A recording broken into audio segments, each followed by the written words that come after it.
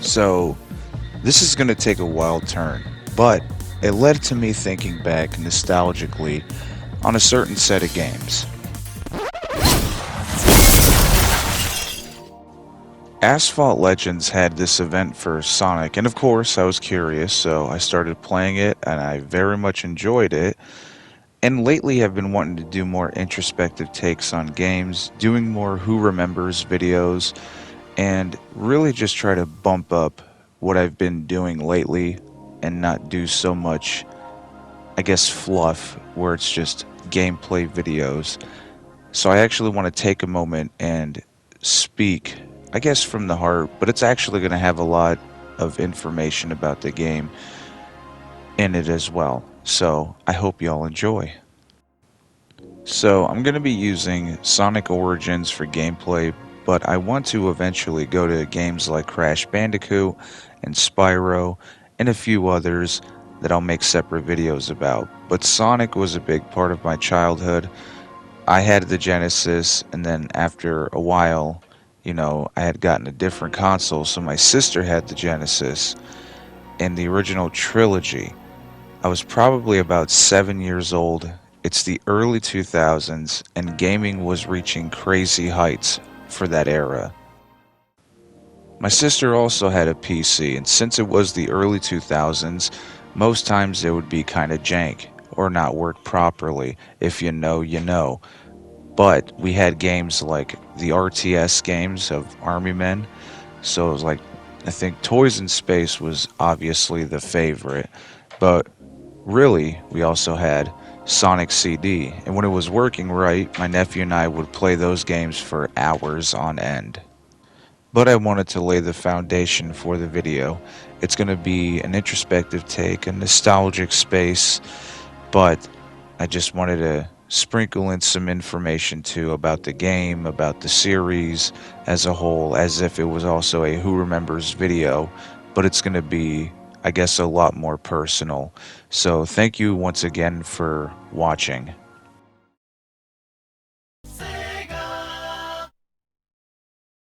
The original trilogy, along with CD, was so much fun. It seemed as if you were really going so fast that the camera was actually trying to keep up with you. It really felt like you were a speed demon. Along with the rad chili dog eating style and personality, and a groovy soundtrack, and a good blend of collecting, time attack, and special stages, each game had something special and different, but offered new things in the visual and sound department that seemed to change it all and the flow of the game.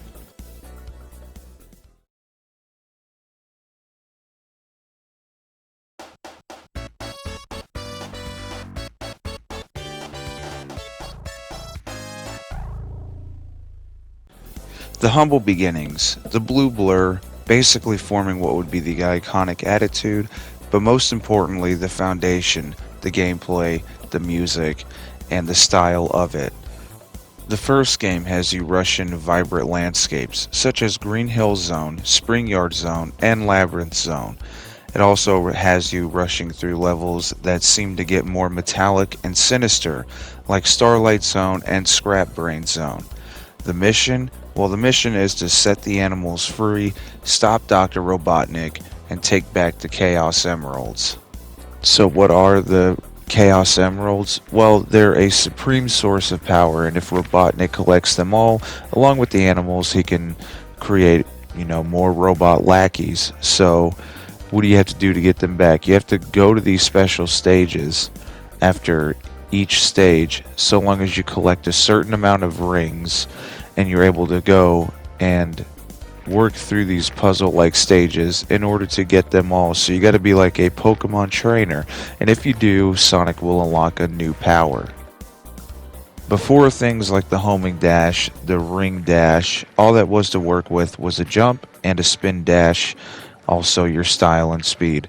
Each level operating the same, you use your speed and jump maneuvers to get past each stage, and of course, try to get all the emeralds. I remember countless times my nephew and I, or even just myself, or even just him, would retry if we had a bad run and would try to get the most perfect run because we didn't want to run out of time or stages to get the emeralds and defeat that asshole Robotnik. And once all the pieces were in place, you were finally there. The final zone, where it's just you and Robotnik, I almost said Eggman, but Robotnik, and you have to finally thwart the plans.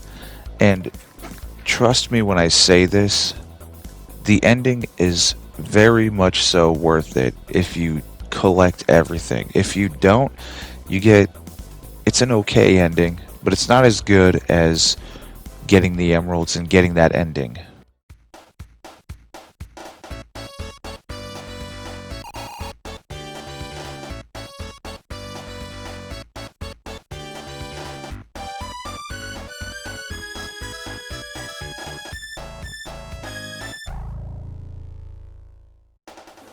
But the second game, oh boy, that second game was something that was played over and over and over again.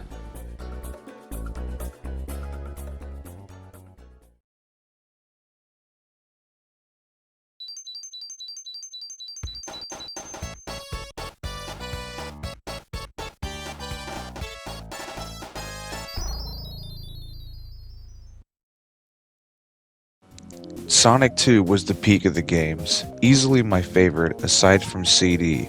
You see, I wrote that down, but then after replaying them, I remembered how much I enjoyed them all, so it's kind of hard to choose, but I did play 2 a lot.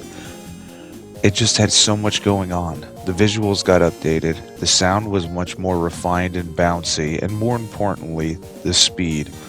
I sat, slack-jawed because of how much was going on, and how much was different yet the same. Mean it too, every stage in this game has such memorable music.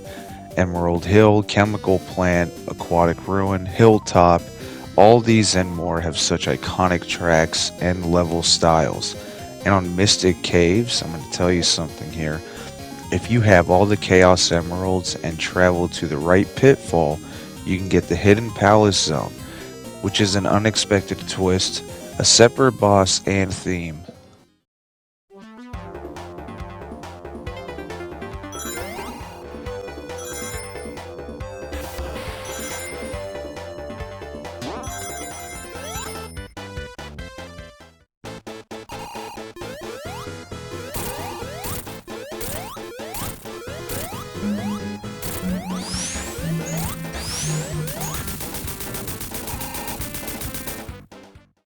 You know they were fucking cooking when they made this. By the way, the special zones got a massive change. Instead of the falling pinball-esque style, you now have a roller coaster half-pipe style where you blaze through it with a crazy track to follow it.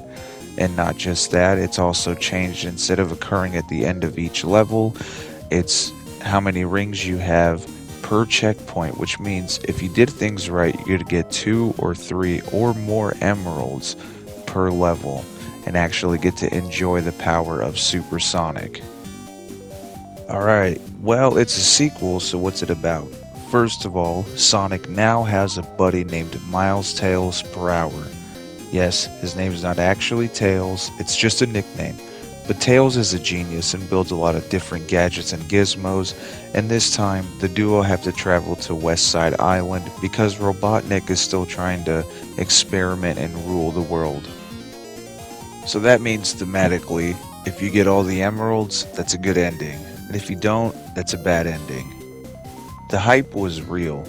This game was so anticipated at the time, they actually called it Sonic Tuesday, like number 2.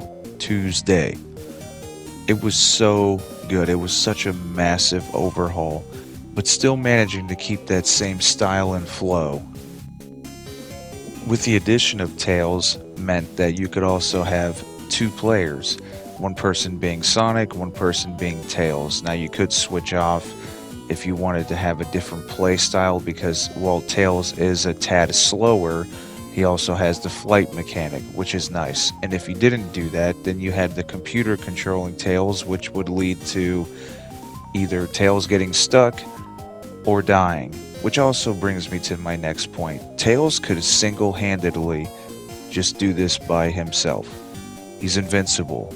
Anytime he falls into spikes, falls into lava, does whatever, he's unaffected, he's unfazed, he's right back to it. He just lets his old pal Sonic have all the glory.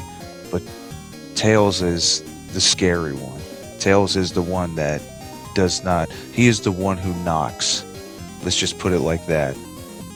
I remember there being so many different things and secrets in other games that I or both my nephew and I would try to find each route, find secrets, or do insanely stupid shit just to see if we could unlock anything special. But, anyways, Robotnik went to bigger and better lengths. This time he has his own fucking Death Star. He's really not fucking around. He's just tired of Sonic. He's tired of Tails now. He's like, oh great, he has a friend. So he's tired of Tails just because. And he also makes a Metal Sonic because he's like, if you can't beat him, join him. The best way to go about it is just to get my own speedster and we'll take care of it from there. But that ends up backfiring in his face. What I do like is the challenge of the Death Egg Zone. You just go right in. No chance for rings or nothing. You just gotta face what you gotta face. But when you face Metal Sonic, he's kind of easy. Once you figure out the patterns, it's just going back and forth. You can actually defeat him before he does the rocket skates, but I was too slow to it. And then finally it's time. One-on-one. The Death Egg itself. It's mean, it's a pain, and all you gotta do is just focus on patterns. Do not worry about stressing yourself out, trying to dismantle it as soon as possible. Your chances will open up, and trust me, it is worth it. Just do it, get the ending, get the good ending, because now you have all the Chaos Emeralds. And this way, you can stop this madness once and for all. I mean, right? Right?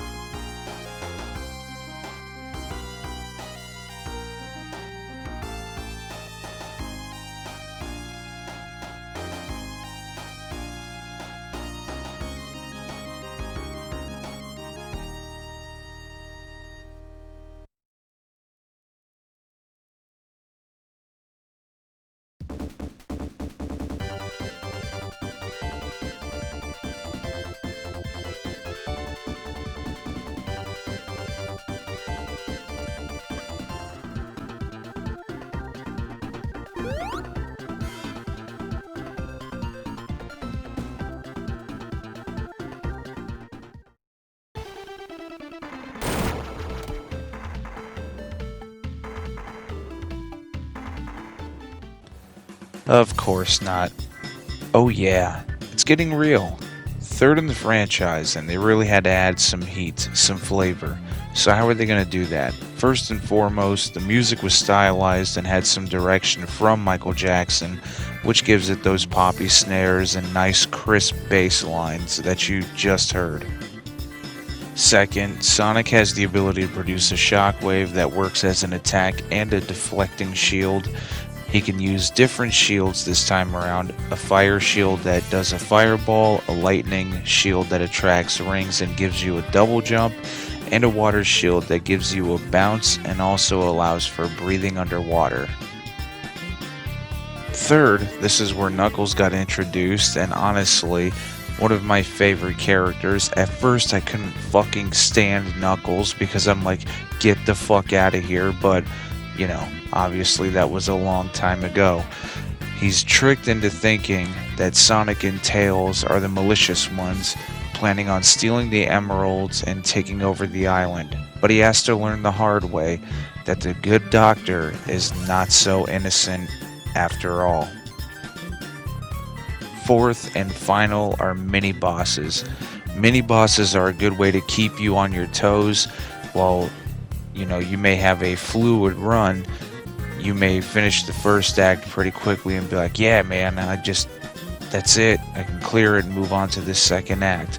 No, you'll have to encounter the boss and stay on your toes. They're not as difficult as the second stage boss, if you want to call some of them difficult, because you can just cheese it, but you know what I mean when I say it. So I think that's a good flavor to add to it. Taking place on Angel Island, which is essentially a floating island, it's vibrant, full of spunk and color.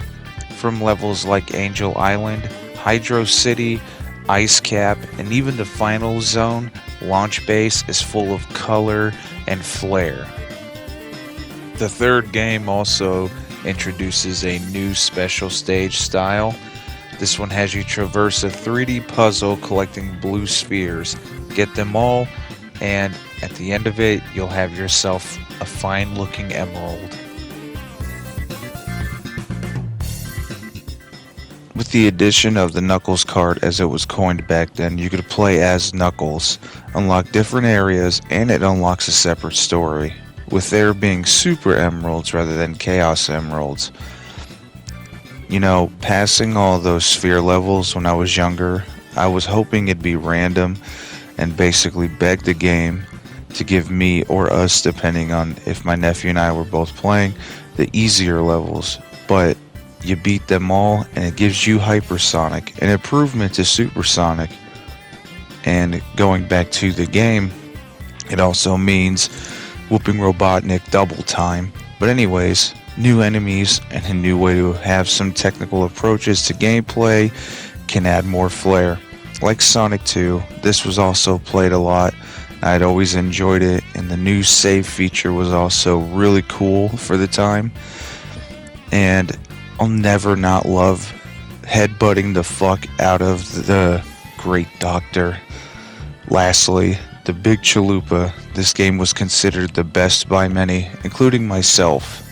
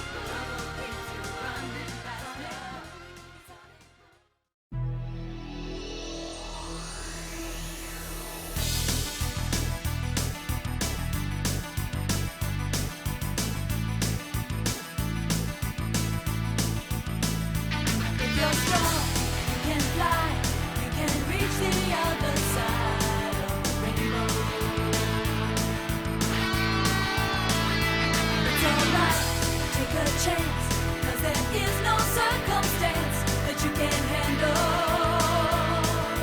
when you use your mind. Sonic boom, sonic boom, sonic boom, keeps you running faster. Sonic boom, sonic boom, sonic boom, save the planet from disaster.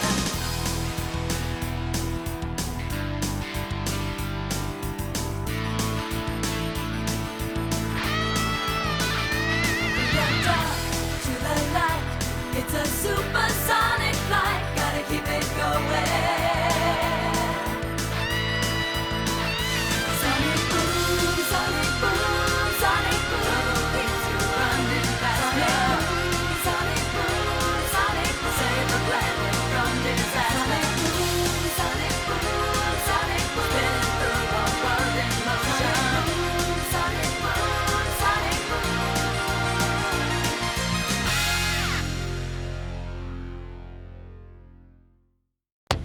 Okay, first things first, the intro, the music. I'm obsessed with it. When I tell you I was obsessed with the theme and the video of it, I used to let it play out completely just to listen to the snippet of the song used. With the fully animated introduction, which was new for the time because you were limited to what the cartridges could do, and this was played on a CD format. Yeah, it's like playing games on a CD. Boy, oh boy, I wish I could cut that in. But anyway, you had the fully animated intro. It was perfect. It was perfection. So I have a pet peeve, and it's that the standing windup is not in future iterations. While providing a more stylish effect, it's just as fast as the spin dash. Okay, I'm gonna gush a little bit, but I loved CD.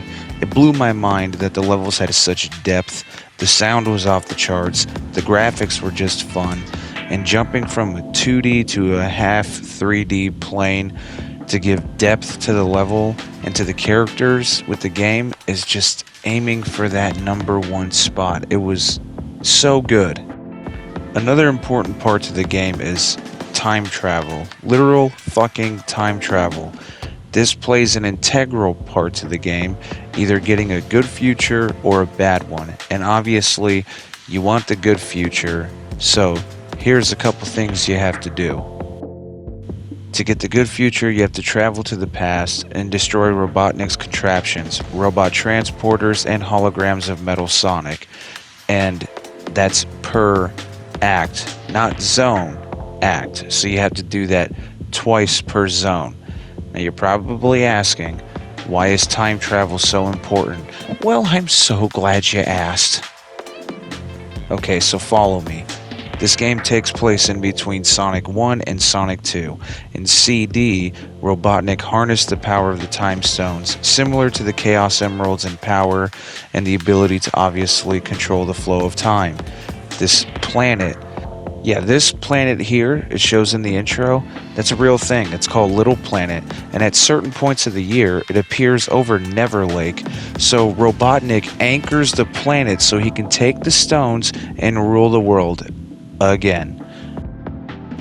But hey, this is where we get the introduction to Amy, which when I was younger I thought was so fucking random, but she gets taken.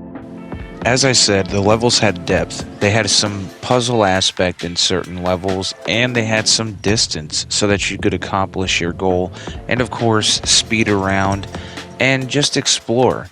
Just don't forget to fix the past. Make sure you do everything, or you will pay.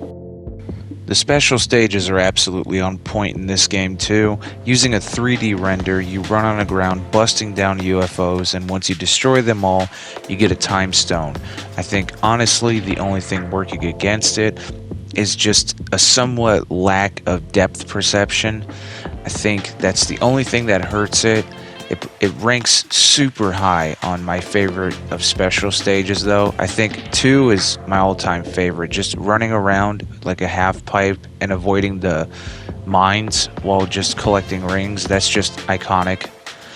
And this is like a very close second, if not tied for it, because I love the aspect of just racing around and trying to take down Eggman's machines. Eggman, there I go again. Robotnik's machines. to just handle business and take the stones away by force. We gotta do what we gotta do. Memorable levels such as Palm Tree Panic, Tidal Tempest, Stardust Speedway, and even Metallic Madness. While obviously having some areas where it's a challenge to get to, it also pushes you with having many more directions than just one and having such killer jams. That blend of exploration and going fast was something that was recaptured, I would say, during the Adventure series, but it is such a good blend that at first, back in this era, you wouldn't think would work because the gameplay was just about going fast. But upon playing it, and you just want to do more and more, you want to figure each little thing out, you want to get Amy back, you want to take down Metal Sonic in a literal fucking race because you're going to show him who's the fastest or show it who's the fastest, you want to smack Robotnik and get that good ending because what else is there to do? You gotta do it. When I tell you that I love this game, I fucking mean it. I've beaten this game time and time again, just exploring and listening to the music. It's just off.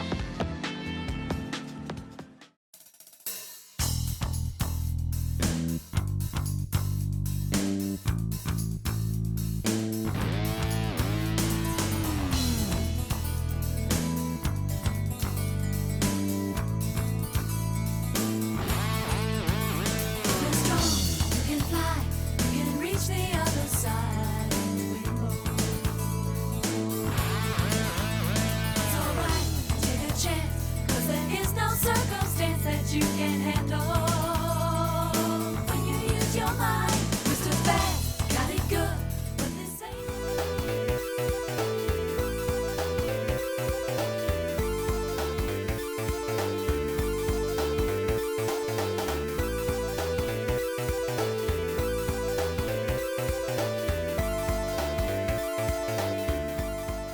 Now I know there's no series that's immune to it, but for a spell, Sonic was kind of, well, not so good. The games were starting to get notorious for being kind of bad. You had games like Sonic Fighters, Sonic R, Sonic 06. There's one where he's like a knight or something, and then there's Unleashed.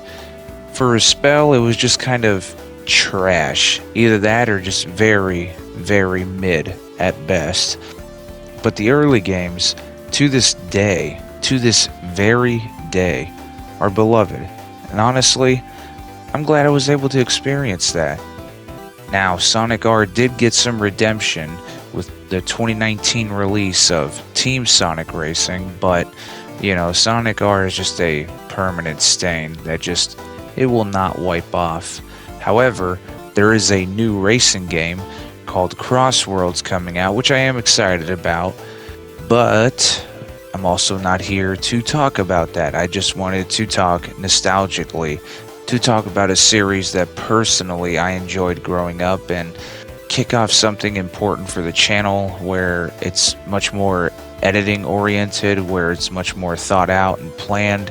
I want to do more things like this where I'm speaking nostalgically, things like game reviews and Who Remembers, where it can be about anything.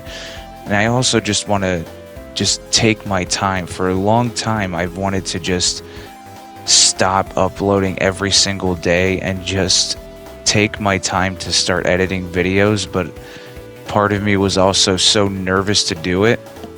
And for me, I'm still trying to find that balance where it's like almost like a second job, but it's not, because, you know, no one cares.